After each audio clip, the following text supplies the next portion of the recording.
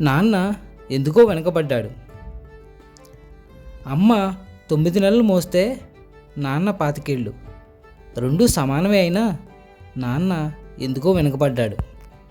ఇంట్లో జీతం తీసుకోకుండా అమ్మ తన జీతం అంతా ఇంటికే ఖర్చు పెడుతూ నాన్న, ఇద్దరి శ్రమ సమానమే అయినా అమ్మ కంటే నాన్న ఎందుకో వెనకబడ్డాడు.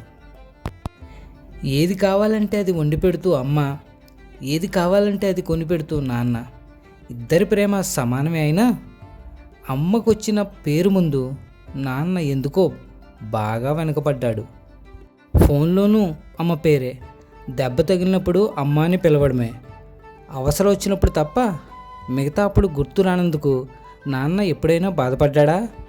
ఏమో, ఇద్దరూ సమానమే అయినా పిల్లల ప్రేమ పొందడంలో తరతరాలుగా నాన్న ఎందుకో వెనకబడ్డాడు. అమ్మకి మాకు బీరువా నిండా రంగురంగుల చీరలు, బట్టలు. నాన్న బట్టలకు దండెం కూడా నిండదు.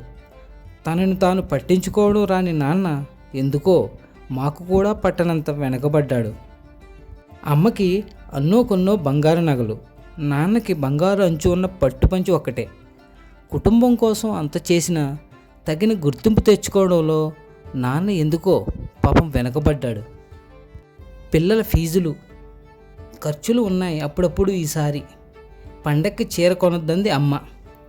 ఇష్టమైన కూర అని చెప్పి పిల్లలు మొత్తం తినేస్తే ఆ పూటకి పచ్చడి మెతుకులతో ఇష్టంతో తినే నాన్న.